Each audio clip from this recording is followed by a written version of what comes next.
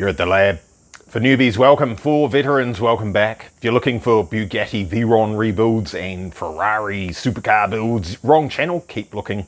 You'll find Datsun and Bedford and Nissan stuff and things, hopefully with some decent craftsmanship and probably some pretty poor cinematography. Let's have a look at what we're doing today. Still that one. Still the 1972 with bits of 1973. It's a Datsun B110 or 110 or 110 or however you want to pronounce it. Coupe. It had a big punch in the face. Quite a nasty one. If you watch the previous two videos, you'll see some of this is new. I use the term carefully. Some of it is very second-hand. The strut tower is original to this car. The rest of that corner isn't. That's a new hood ledge across there.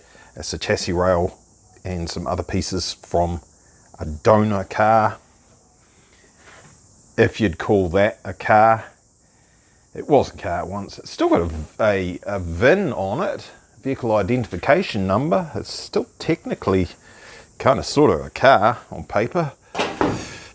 So we've got that far. This was, look at the previous videos, this piece here was about here somewhere, and that impact carried on through to other stuff and things. So there's lots of new pieces. Another new piece in here. Some of the stuff you can't buy anymore. You could in the past, you can't now. There's a bit of rust happening. That's on the bench here. That's not ideal, is it? It's a pretty important piece of the car that attaches the sill to the B pillar, A pillar, sorry. Down here is a bit missing now. He's not there anymore. And so I was looking at attaching that to the sill, and then I was looking at the sill and realizing that skin on there, that is, you might not be able to see it very easily. It's a little bit wobbly. That's not the original sill. That's a patch that's been put over the top. I'll just jump over here and show you that. Ugh, squeeze through there. You'll see some welding here. So they didn't replace this bit. They just cut it about there, put a new piece, lapped it over the top, stitch welded it along. It doesn't take much looking. It certainly doesn't take much feeling to feel that ridiculous yuckiness there. Wouldn't be overly concerned about that, except for the fact that this piece on the inside, the state of the floor, this piece on the inside needs significant repair, i.e. replace the damn thing. And we're going to have to weld all the way along here, which would be something new for this car because there's vast distances that were not attached. All the way from here to here was just hanging around, weak as piss. So if I'm going to do some spot welding along here, the heat's going to go through here. It's going to muck up all this bog here. We're going to have to cut it all out. We're going to have to start again. It's not very straight at the front either. It's about 5 or 10 mils out from where it needs to be. Let's make a new sill. You can buy them. It's not worth the hassle. I have a pan brake over there. I'll fold one up. We'll just chop this whole piece out, which will be pretty scary because the floor from about here through to here is not attached. It's rusty and crap and basically not attached all the way through there. The A pillar comes down here. It's basically not attached at that bottom corner.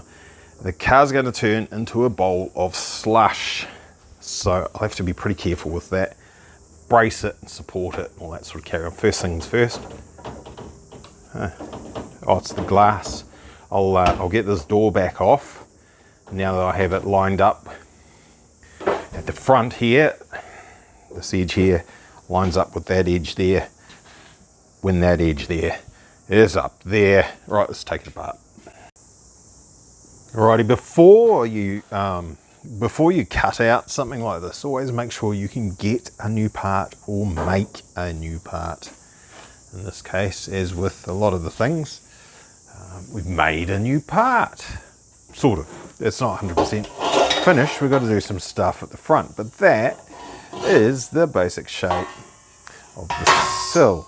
nice electro galv, so where we don't take that off or where it isn't scratched will have at least some rust protection, unlike the patch that was put on the front, although that does look like it might have been electro galv. Didn't last though, did it? So the next trick is to is basically sort of do that, except with something that's not completely rooted. I'll do that after lunch. All right, no crying about this next bit. Shush, no crying. I don't want to hear any whinging and moaning and opinions, okay? Here's our inner sill. Look at the state of it. I haven't chopped any of that. That's rust. And that piece was just not there. What you can see there is some sealant, some sort of goopy yellow that doesn't really set properly, sealant that somebody had put on there to poo it up and cover the disaster, and they'd put that's had a panel stitched over the top of all that. You can see this is just shiny metal with no primer, nothing. I mean, some of it had the original factory paint. They just put a piece over the top, sealed it up. She's good, mate. Except it just keeps rusting. That's the point. You're supposed to jack the car. I'll have to replicate that, basically, put that back in. Yeah, it gets slightly better as it heads towards the back, but yeah, it's not very good. So that's the inside. This piece here, obviously that's the outside, and I might be able to figure out exactly where it went. Oh, it went back here somewhere like this. We get the rivet, not rivet, the spot weld spacing. There it is. That's it. It went on there like that. Right. So what we've got now is a really big hole in the side of the car. Ooh. Ooh. Oh my gosh! Ooh. Look at the state.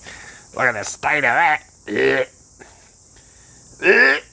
Anyway, don't stress about it. Now what I'm going to do is, she's pretty floppy now, whole car pretty floppy, is put in the new piece on the inside, attach it to all the appropriate parts, put the new sill onto the outside, build that, attach it to all the appropriate parts, potentially with something inside there that I can't show you because I'm not supposed to do it because it's illegal.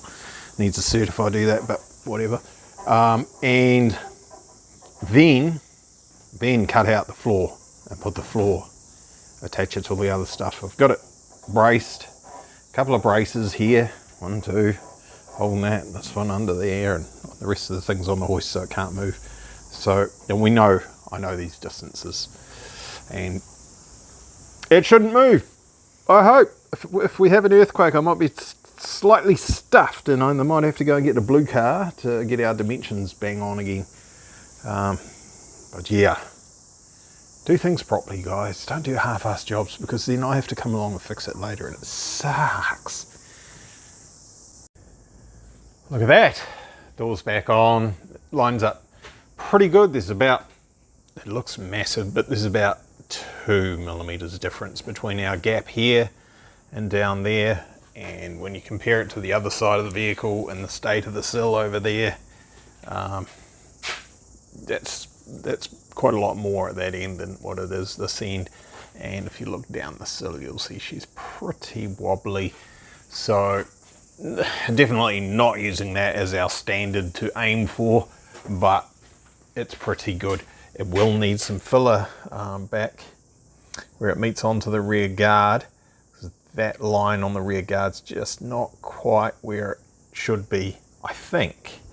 Maybe they do taper out a little bit at the back. I don't have a good straight Datsun 1200 coupe to look at in great detail and eyeball that sort of thing.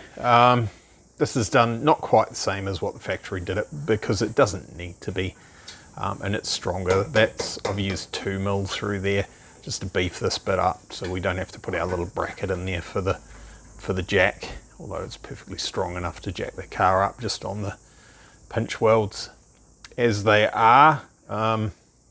It looks pretty good from the inside. I'll lower it down and show you. There we go. Bunch of new stuff. Floor not looking so new.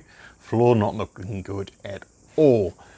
But that's basically the next job to tackle, pretty much, if I feel like it.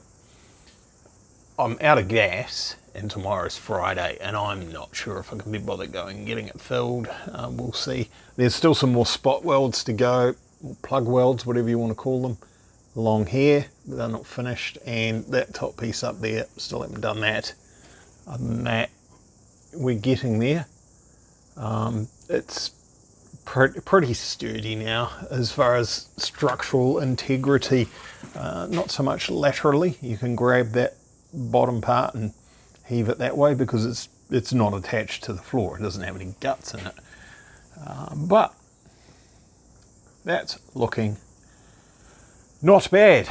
I'm pretty tired. I'm amazed I got all the way through this video without saying anything about being silly. Silly?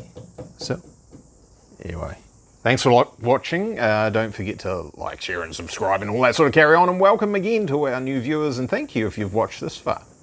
Alright, cheers, bye.